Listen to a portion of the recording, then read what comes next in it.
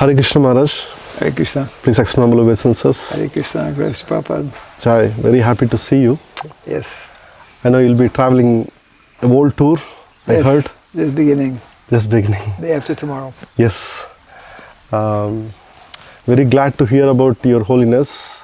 I know ISKCON has many missions in Prabhupada's mission himself.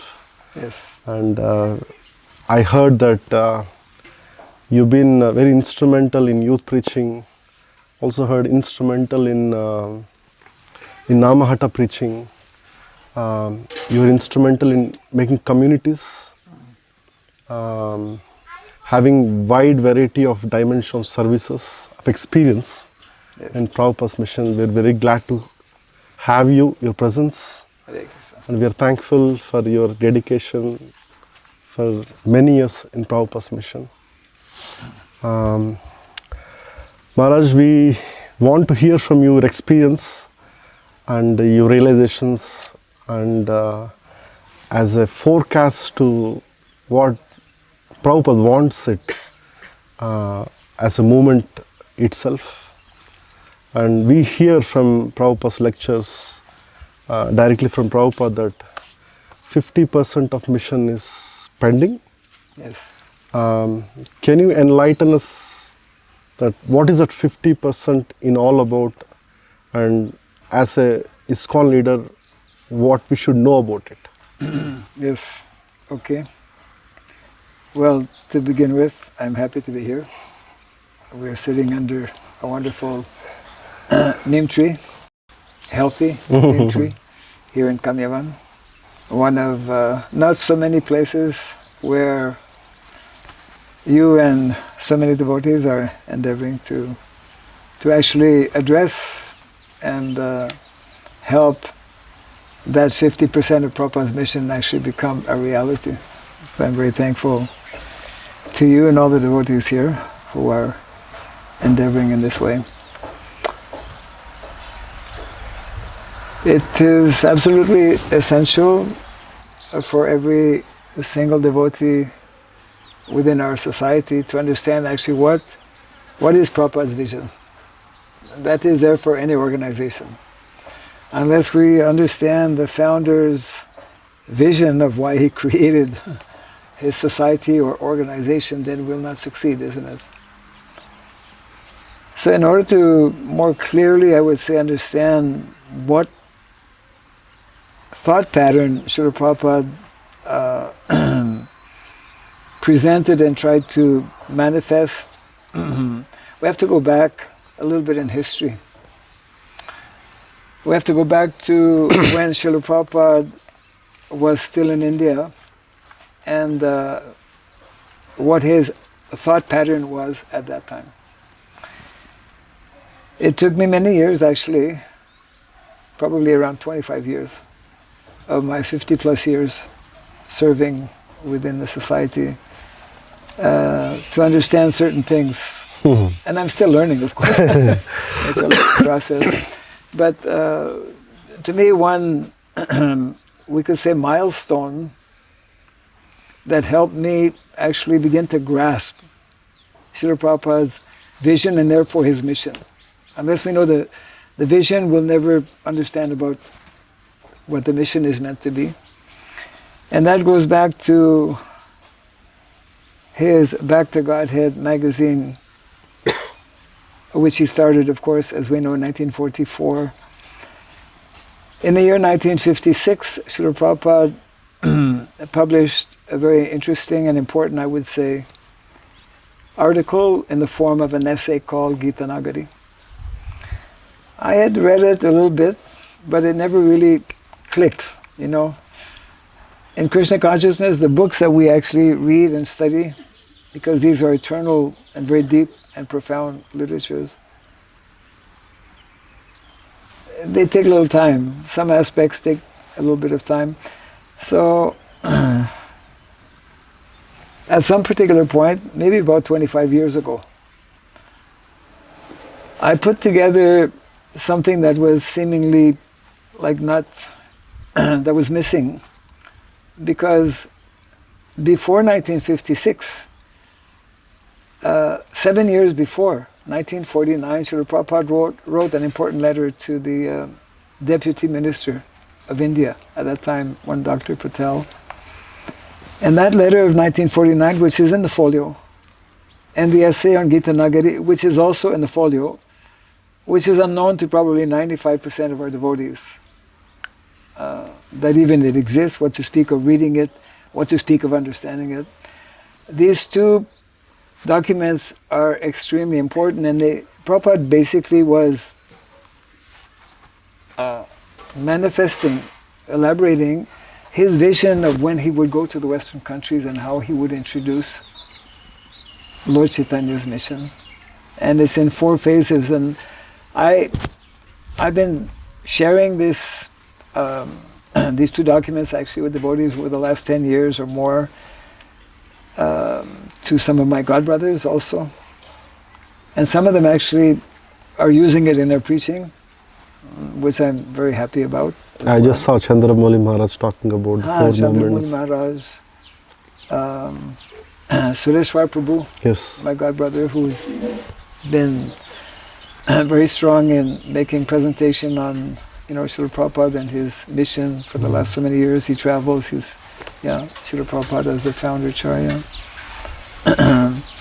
So, to me, it's like it has become basic and essential that we understand this vision of Srila Prabhupada that he penned down. And I think it's important for our devotees to just briefly hear about it, and they can go back to the original texts to know more in detail. So the essence of the Gita Nagari essay and the 1949 letter is basically speaking about and explaining these 4 phases. And that was clearly demonstrated when Srila Prabhupada came, or went rather, we're in India, when Prabhupada went to the Western countries, he introduced these 4 phases like systematically. So the first one, we can all relate to these, especially the first 3. The first of the 4 movements, Prabhupada called them movements, Sankirtan movement, referring to the holy name, and the extension of the holy name, what Prabhupada coined as the Brihat Mridanga, something very dear to you, and Vaisheshika Prabhu and others within our movement, distribution of books. So Sankirtan means chanting the holy name to kind of draw people's attention and then distribute books.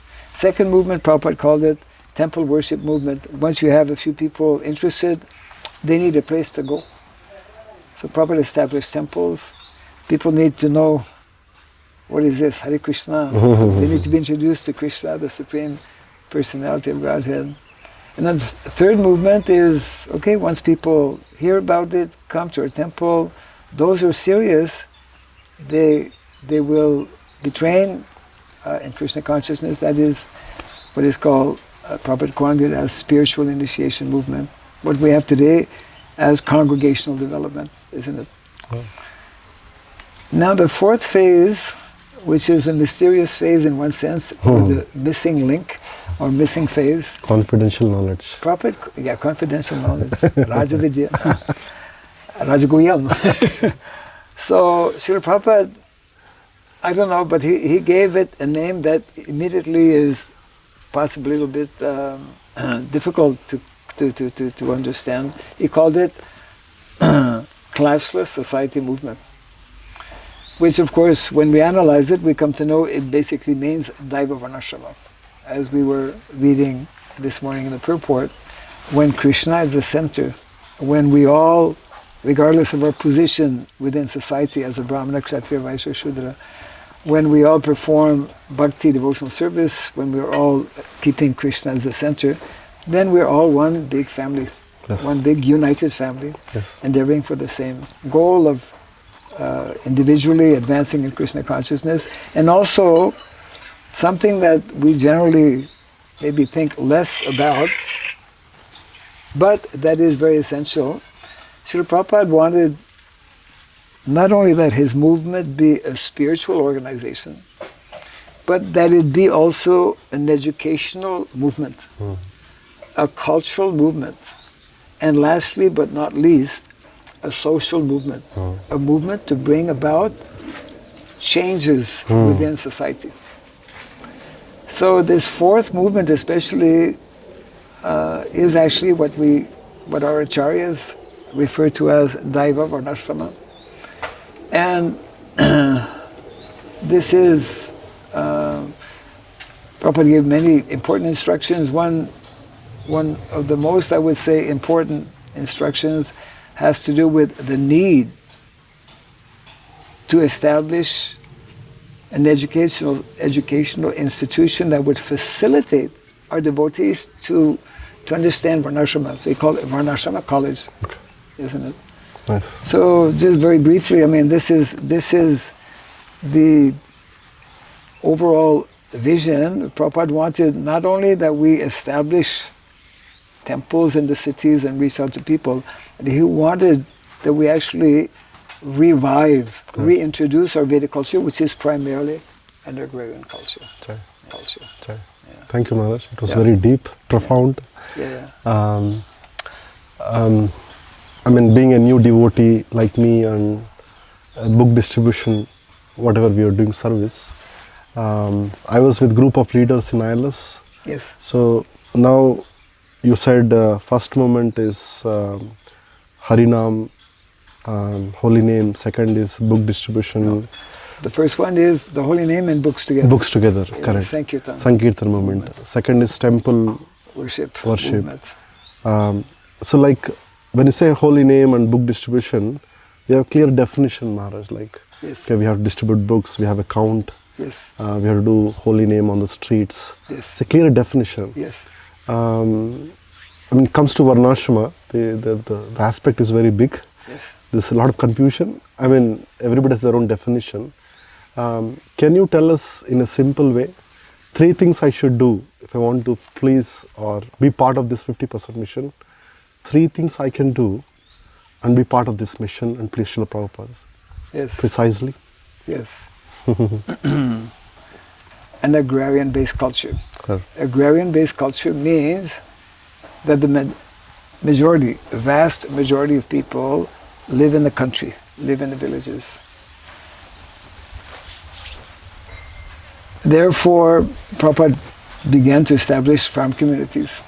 And he spoke, as we know, on numerous occasions about the importance of mother cow.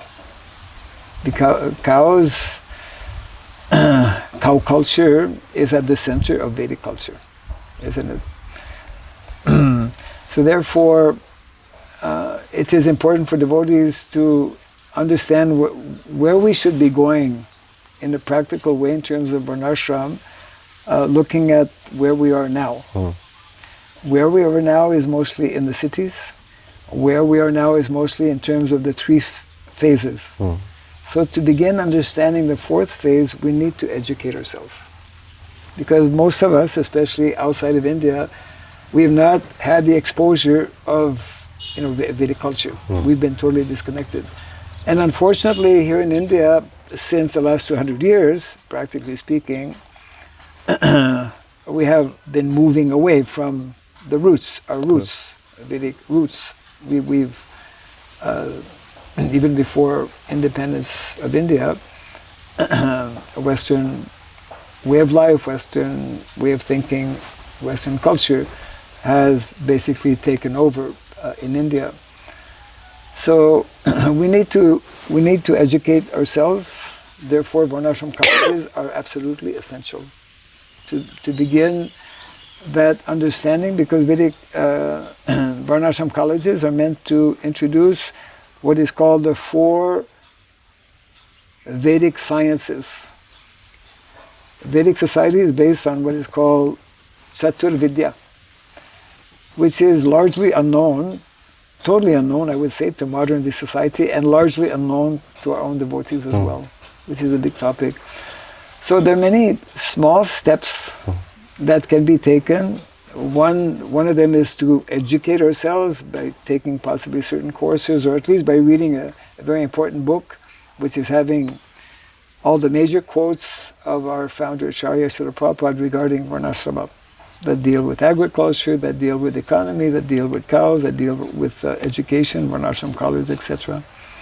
So education is most important, number one. Secondly, our devotees from the cities can begin to introduce various aspects of our Vedic culture in terms of utilizing things that are more natural, organic.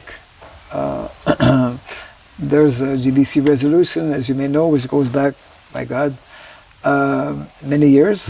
It's like, I believe 2009, so like it's like 15, 16 years, whereby the GBC had resolved that every temple should make an effort to buy food from temple, from farm communities. Yes. Or devotees saying.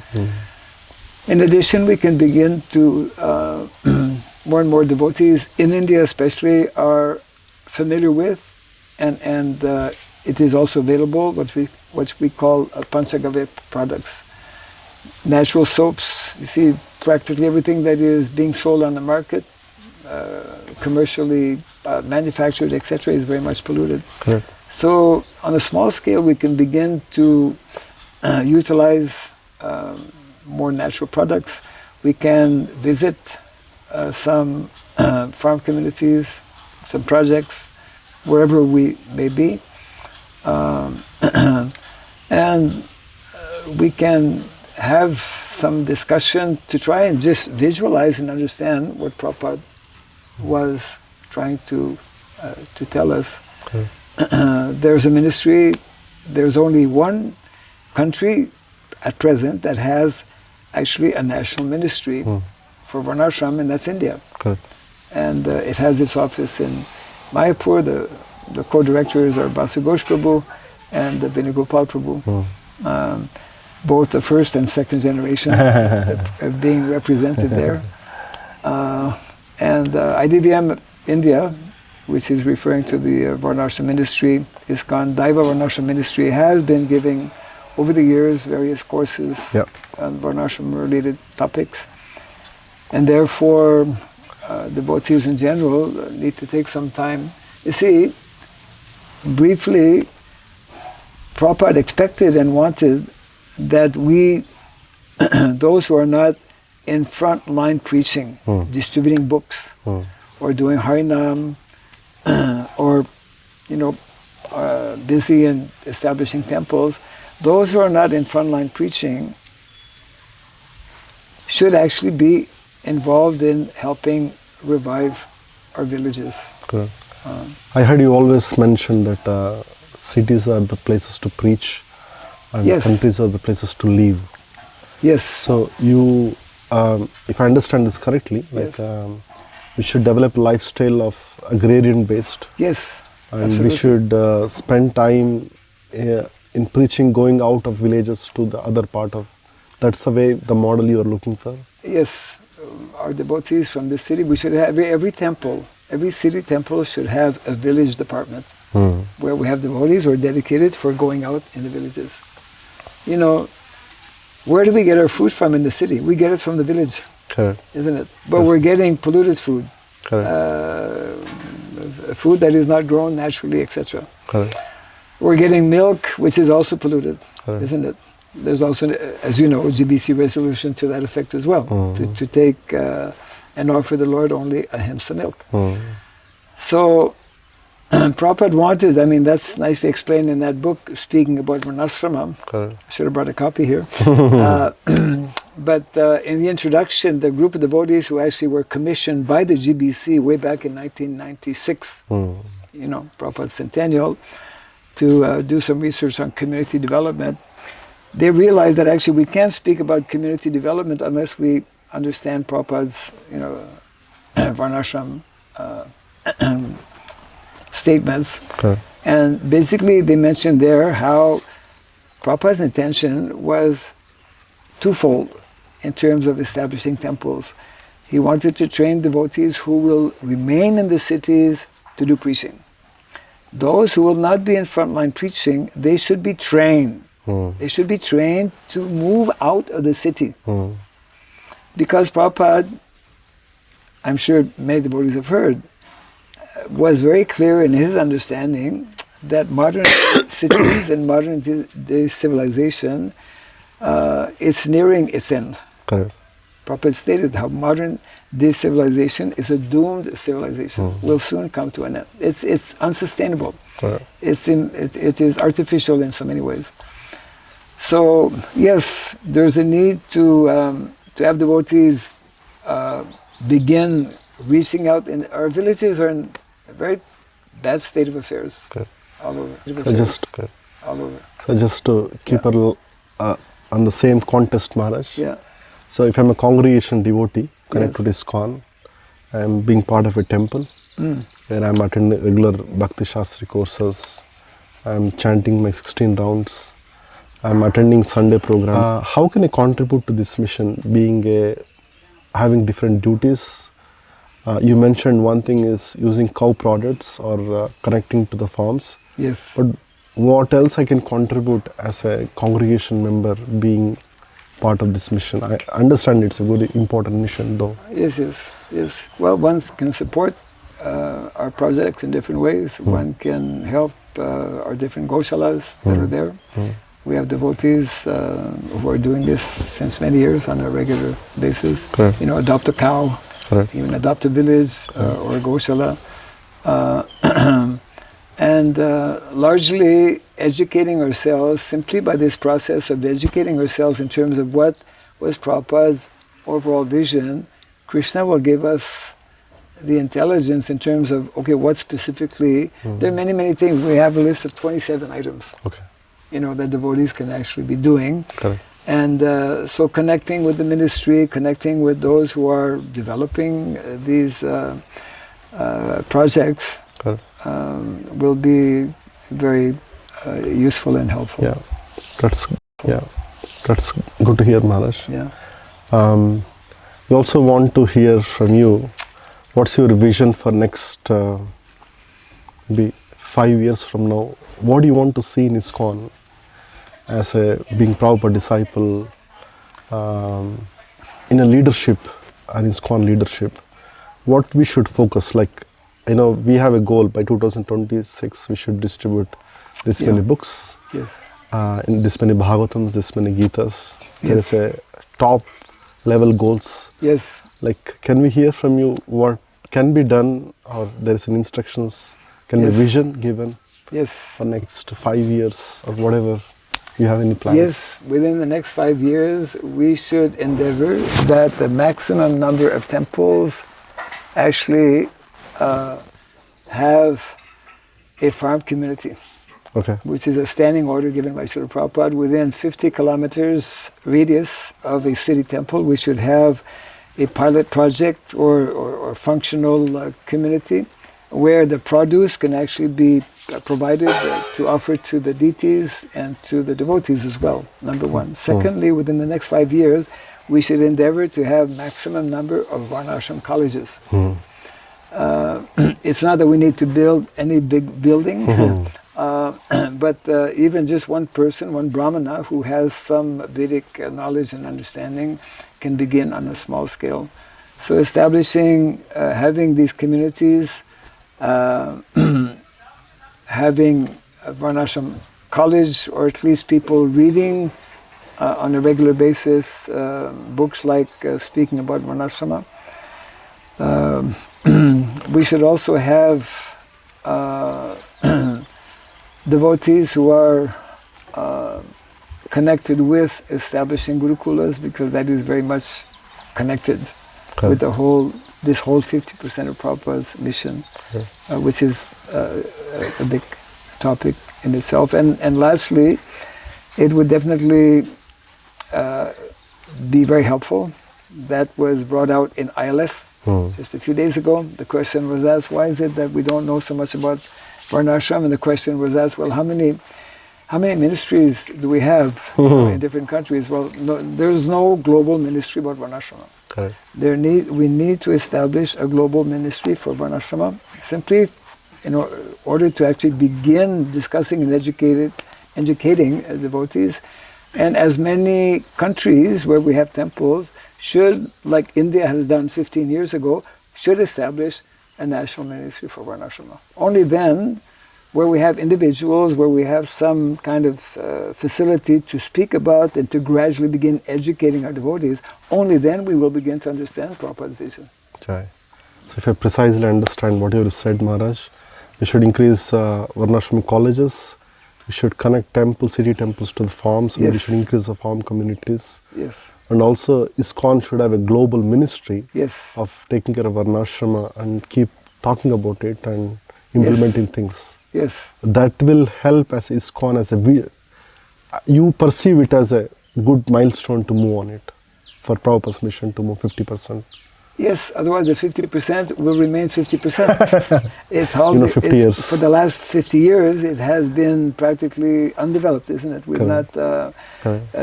Otherwise, it's like 10 years ago, the GBC passed another resolution where they actually, in the resolution, they in the preamble, they say recognizing and understanding that Varnashram still remains, 50% of Prabhupada's mission. It's in the GBC resolution. Therefore, we establish a research committee. Unfortunately, that research committee never went anywhere, and as far as I know, is defunct. So yes, these are concrete ways by which we can address that 50% of Prabhupada's mission. Perfect. Maharaj, on the other note, let's think I'm in charge for a center. Yes. Where I'm preaching X number of congregation. I have youth, we have brahmacharis. Yes. What is your message to a leader of ISKCON that he can do some things on this line to please Prabhupada and also engage this youth congregation and brahmacharis in the temple congregation? Yes. What steps as a ISKCON leader I should do it so that Yes. I'm in the right track? Our ISKCON leaders who are in charge of temples where they have brahmacharis and congregational members should connect with those who are involved in promoting this 50% of Prabhupada's mission, should facilitate their brahmacharis especially, because brahmachari life means student life, so that they can be educated more in detail about this 50% of Prabhupada's mission. So they should be sent and given opportunity to take some courses that are being given by different devotees, and in this way they can become, actually that's a huge, our youth, especially here in India, where for the last decade approximately, they are the potential leaders of tomorrow. So our youth especially need to be exposed and introduced to Srila Prabhupada's entire mission, balancing this 50%, understanding why Prabhupada made this statement that 50% of my mission is yet to be fulfilled, and understanding in detail, step by step, how actually this can come about. So it's a question of balancing. See, largely these first three movements or phases are largely within the institution, whereas the fourth movement is largely outside of the institution. That has yet to be understood properly.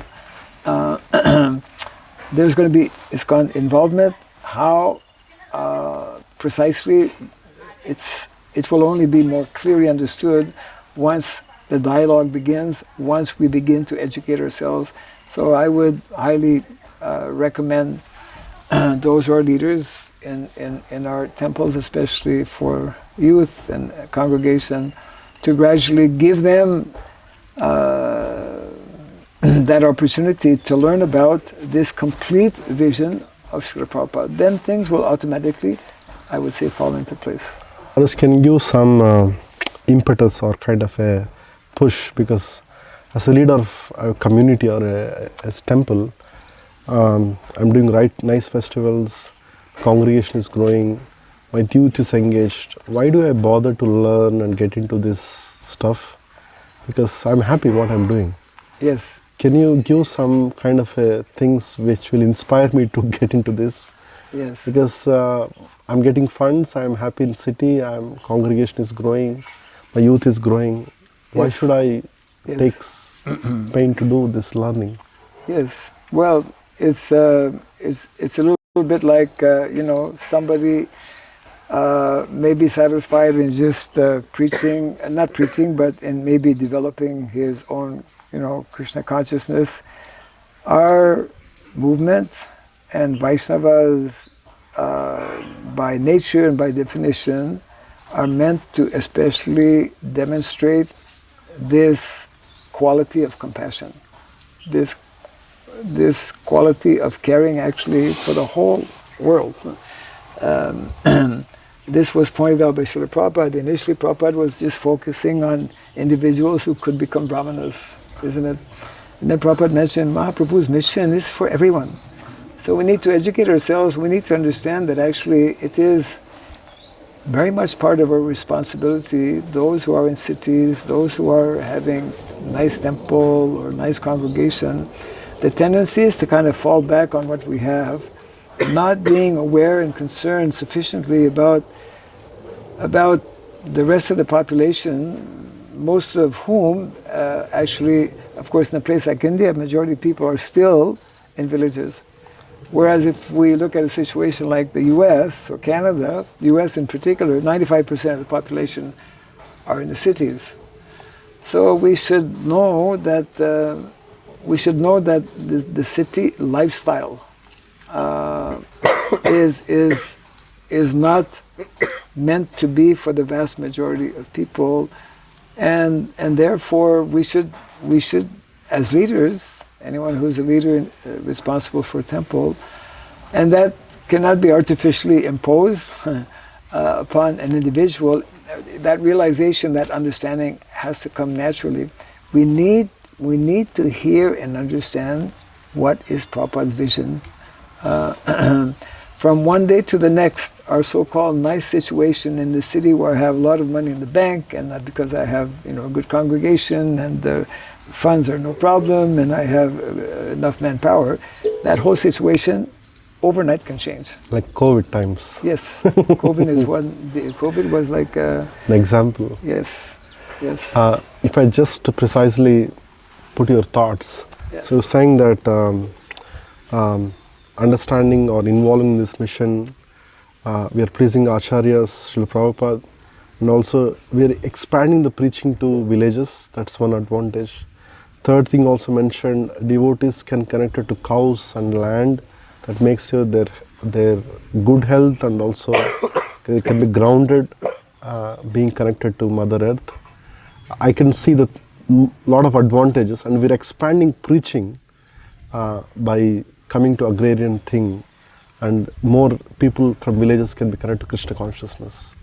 Is the right understanding? That is correct. What you're saying is the proper understanding. See, what we are misunderstanding, not realizing, is that the norm in terms of lifestyle is not in the cities. Cities are modern day cities. Sometimes devotees will give the argument, but there were cities in the past. Dwarka was there, and Hastinapur was there. Yes, we are not against Vedic cities, but we are against modern day demoniac cities. And in those days, in the Vedic times, majority people were actually in the country. Because cities are meant for basically kings, for administration. Kshatriyas, those who are leaders in society, they need to have opulence, they need to have a place where they actually can govern in so many ways. So palaces expanded into cities and whatnot. But the majority of people are meant to live in the country, because actually the Vedic economy, and we don't understand. We don't, in ISKCON, the majority of the devotees, what to speak about outside of ISKCON, we don't understand what is Vedic economy, number one. Secondly, we don't understand what is Vedic education. Actual education for the vast majority of individuals. For the vast majority of individuals, education is meant to be outside of school. Because that's called non-formal education. That's a whole big topic in itself. So we are putting all our eggs in the same basket. This is very dangerous. We're not understanding that there is a norm, there is a standard, there is a way of life which will favor more easily our advancement in spiritual life. This is a very important point, you know. When Grandfather Bhishma Dev began to instruct Yudhishthira Maharaj, Grandfather Bhishma Dev is on his bed of arrows. There's a whole, you know, chapter 9, canto number 1, you know, Grandfather Bhishma Dev leads it. The first instruction he gives to Yudhishthira Maharaj is in regards to the importance of establishing the 4 social orders and 4 spiritual orders. And in the very first line of that purport, it is actually Canto 1, Chapter 9, verse 26. I memorized it. 1, 9, 26, yes. You know. Prabhupada in the first line, he mentions this establishment of this social order, and he gives a reference, 413 Bhagavad Gita, Chadurvarnamaya Sristam, is meant to accelerate. When I read the word accelerate, I said, wow. It's meant to accelerate our spiritual qualities. Yes, it is meant to accelerate our ability to become Vaishnavas. Right. Right? Yes. And in the 10th canto, chapter 11, which is describing the daily activities of Krishna, verse 37. That's another one I memorized. Prabhupada gives what is meant to be what is the definition of Vedic education in terms of formal education for those who have the ability to study academics, means the Brahmanas, mainly, and Kshatriyas to some extent. But the vast majority, Prabhupada is referring to Krishna and Balaram when they are like 6, 7 years old. They start looking after the small calves. And in that purport, which is a short purport, but heavy purport, to the point, very strong, Prabhupada says, Krishna and Balaram, they're going out every day looking after the calves. This is Vedic education. So we are missing out, we are not understanding the basic principles and concepts of Vedic culture. Largely because we're living away from where, you know, Grandfather Bhishma Dev, this is very crucial. He mentions how Krishna has given to mankind, to humankind, 3 gifts of nature.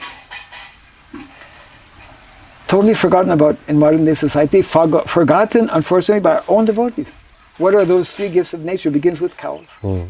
Gava pratistha bhutanam, cows sustain the entire universe, all living entities. We have no idea. We have just we're totally ignorant about this. Cows, then land, because without land, cows cannot live. Yes, ma'am. And land cannot produce without cows. Yes. Yeah. So, cows, land, and then cultivation of knowledge. Cultivation not only of spiritual knowledge, but also of material knowledge, as given in the Shastra. How to properly, how to make our soil fertile.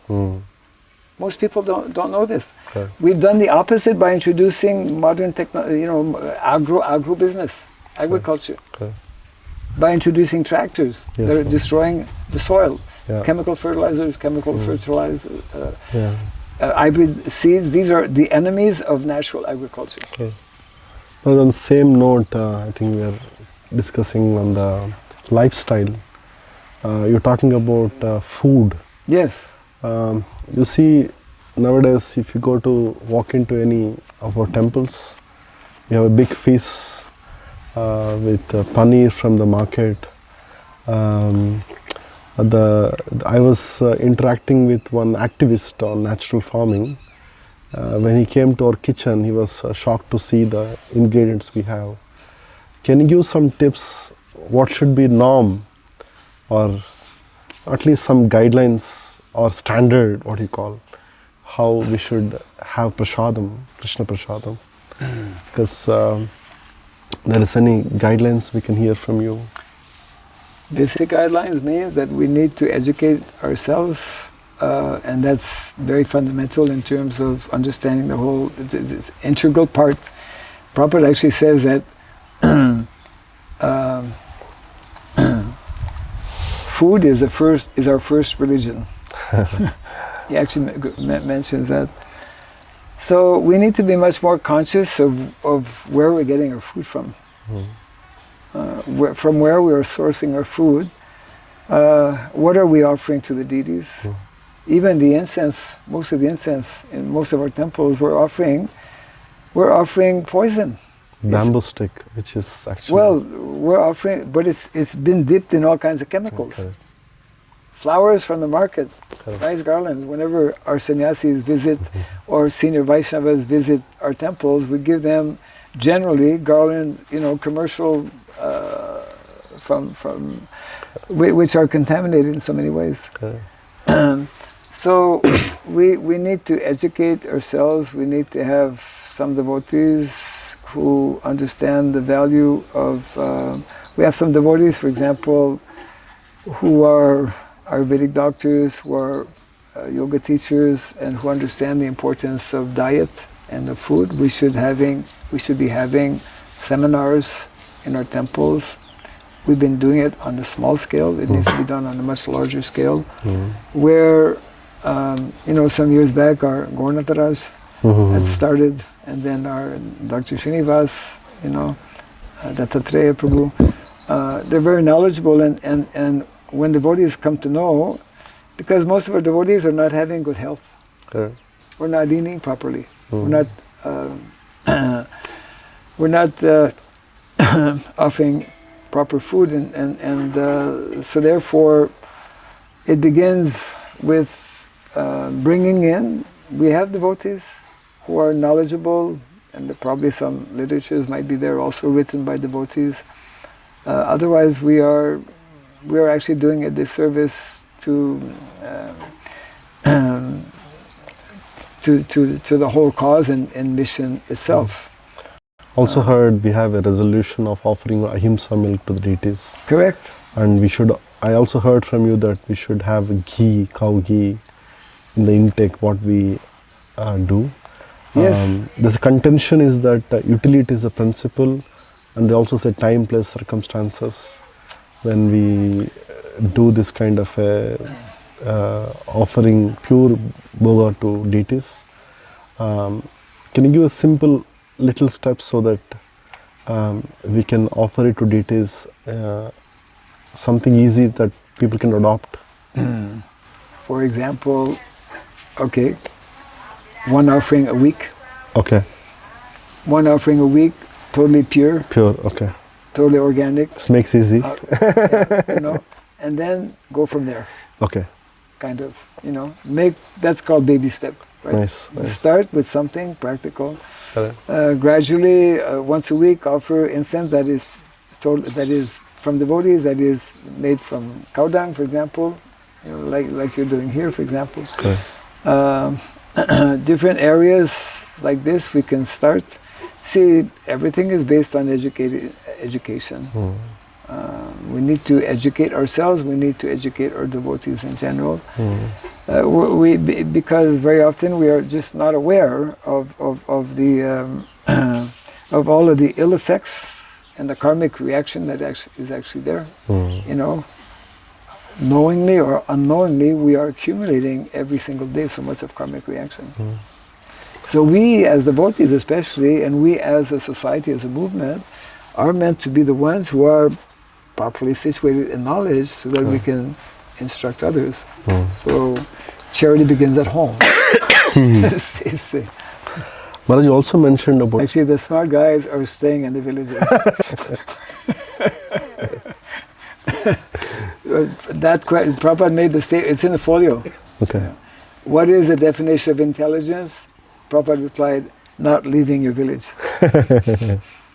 So externally it seems that so many so-called smart, intelligent people are coming because universities are in the cities and educational facilities and big jobs in the cities, money is in the cities. You see, we're meant as a society to especially establish and develop Brahminical culture. Brahminical culture means going a little bit deep. Extra mile. Going behind the scenes and trying to understand, more deeply all different subject matters. Okay.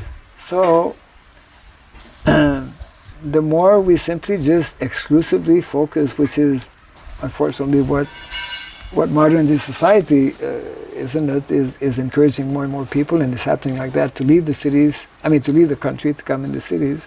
And if we develop or go along with that mentality, that means we are forgetting, we are not understanding, we are ignorant of basic principles that make up actually Vedic culture, which are directly, intimately connected with cows and the land. So, I just got a few references sent to me, Bharatchandra Prabhu actually, who's able to spend time in Shastra, how Shastra, different Puranas are telling that if we are not personally feeding the cows, or not personally in contact or interacting with cows, then we're on our way to hell. Because we're not getting the what is meant to purify our consciousness.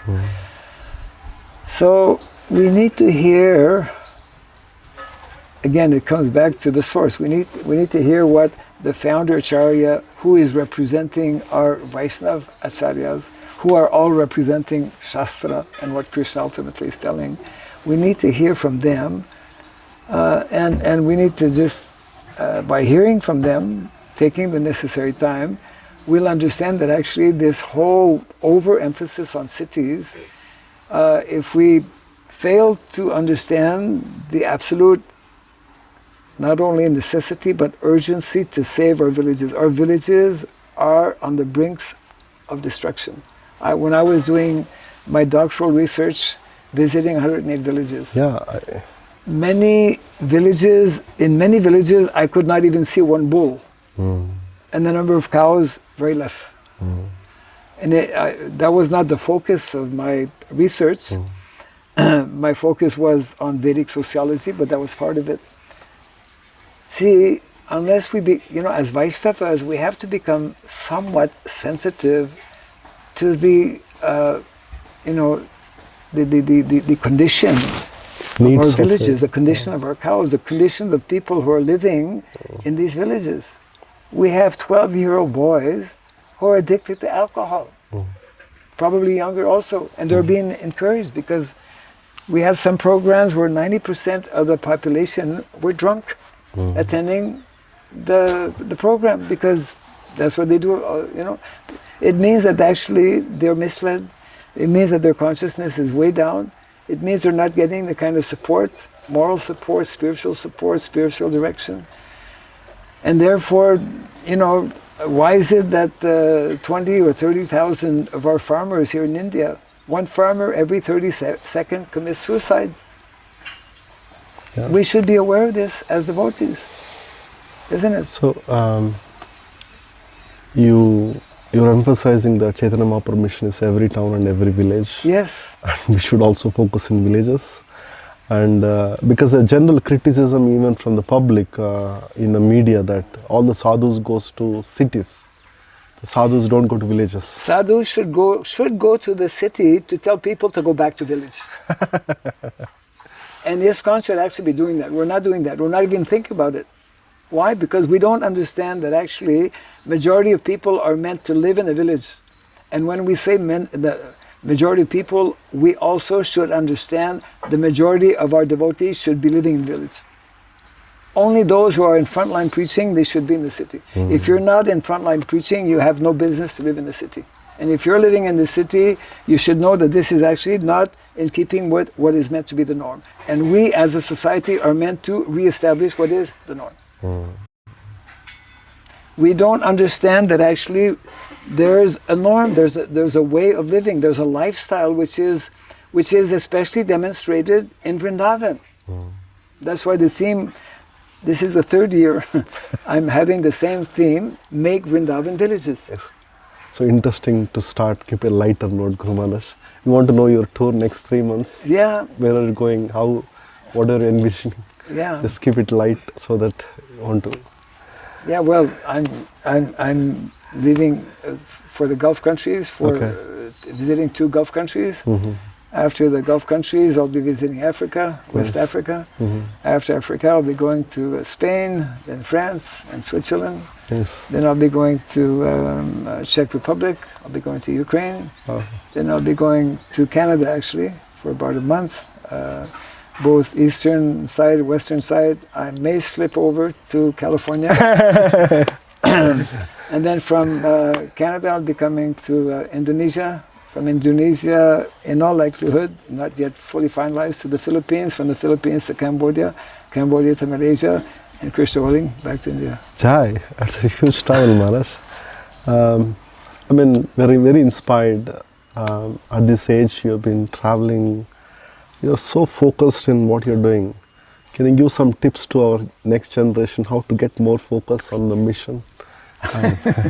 Because we are very inspired the way you focus on the one subject and being... Well, the one subject happens to be 50% of people. Largest subject. Well, I mean, you know, the idea is that we need to understand, we need to read, we need to meditate upon, we need to become convinced of what is Prabhupada's mission and how it's only this mission, the mission of our acharyas, that can actually, as Prabhupada so many times explained in his purports, that can actually save the world from going to hell.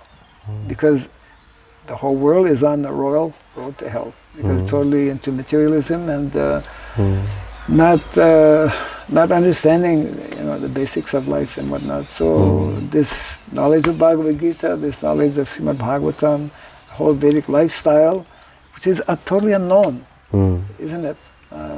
In the world today. I mean, not that long ago, most people, even people like in Europe, even in Canada, people were living in the country, you know. Yes.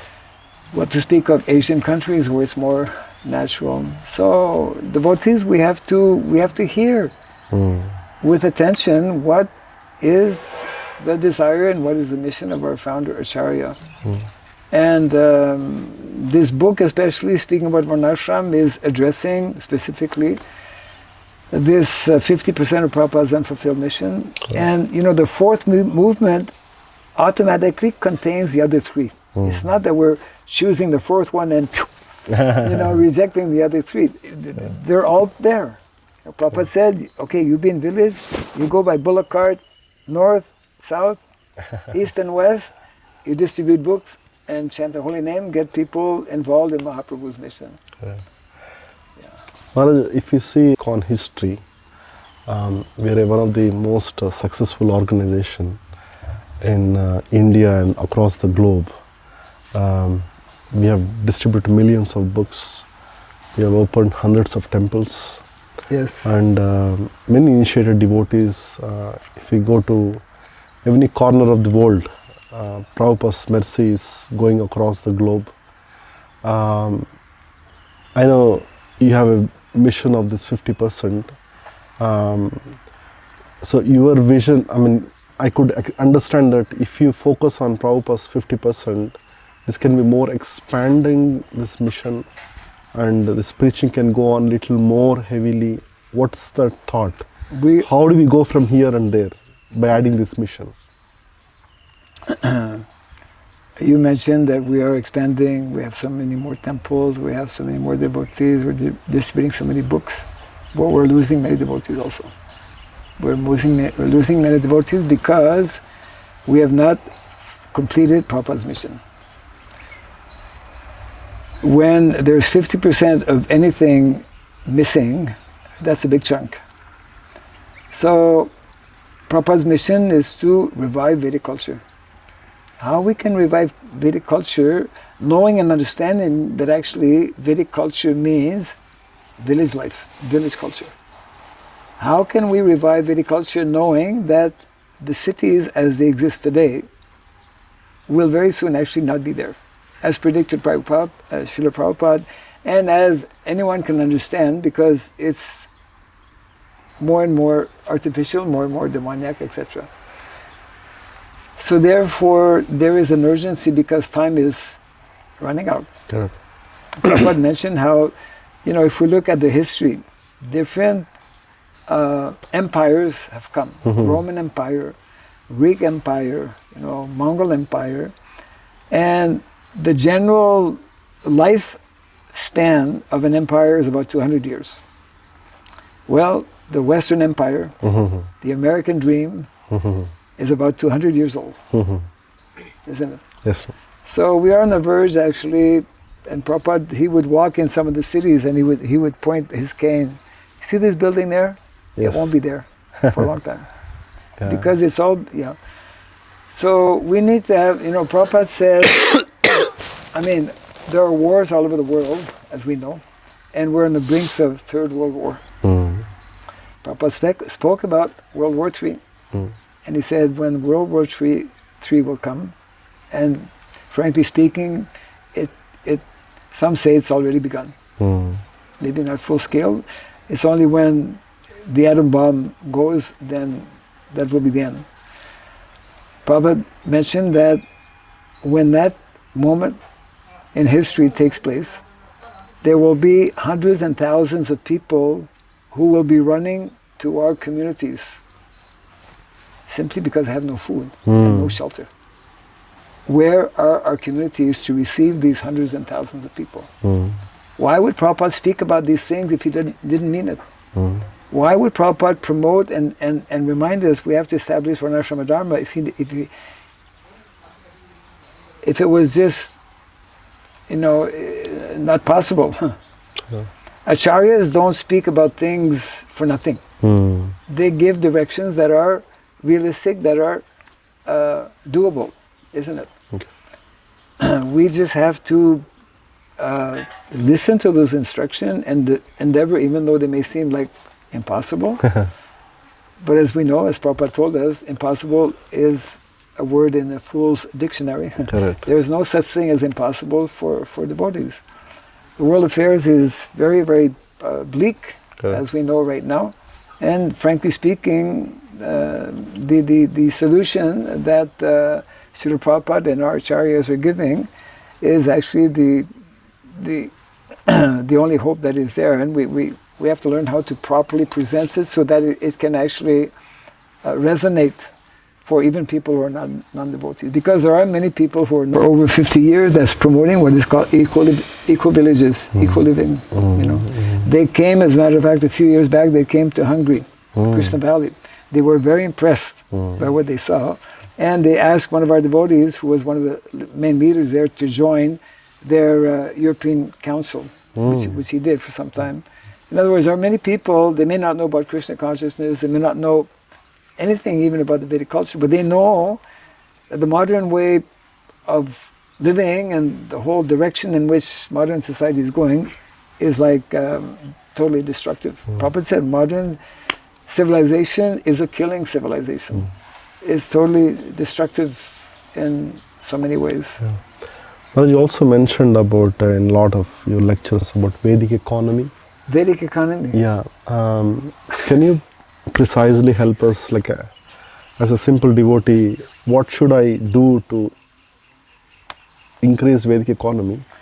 Or a simple, like 3 steps? Yeah, 1, 2, 3.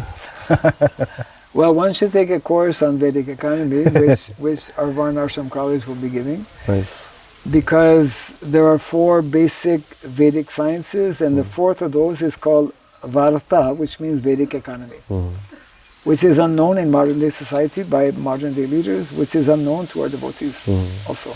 The majority of our householders don't understand about Vedic economy. Vedic economy is connected with Krishi Guraksha Vanijam, Vaishya Karma Swabhavajam, and therefore Vedic economy means actually connected with cows and man. Okay. So the 3 simple steps that one can take is to actually take a course that will more clearly introduce the whole concept. Secondly, one should visit some of our communities where some, especially those that are making some progress in that respect. It's a major challenge, definitely, because the whole of society is going in the opposite direction. But we should know, by educating ourselves, that actually this is meant to be the norm. We have some individuals. You also mentioned about devotees taking cow products, Panchagavya products, farm products, and the products which are produced from cow-based. Yes. And from devotees grown, that will help the economy. Yes, absolutely. We have a devotee like Damodar Dulal Prabhu, Yes. whom I visited as part of my Correct. 1-month tour recently. And he has like, I believe, close to 100 gear cows Correct. and producing various products. If our own devotees consume farm-based products, that Yes. will be like a That would be a big help a lot. plus, a big boost for Yes. those communities and also for us, because we'll be more healthy and we'll begin to understand, by associating, okay, we cannot maybe immediately have a cow in our home. We cannot immediately associate directly with a cow, but let's begin by associating with the cow products. Correct. Isn't it? And slowly, the whole, Krishna's wonderful plan. That's a good step to start, Maharaj. Yes, Thank absolutely. you. It helps. Yes. Cow products, soaps are there, incense is there, juice powder is Produce there. from rice, whatever, from the farms, vegetables, whatever it is. Yes. I mean, devotees, wherever, even if somebody is living in a high-rise apartment, at least you have like 6x2 or 3 balconies there, Correct. Grow a tomato plant. Yes. Grow a few flowers. Krishna will be so happy to receive, a flower that is grown by the hands of devotees. Nice.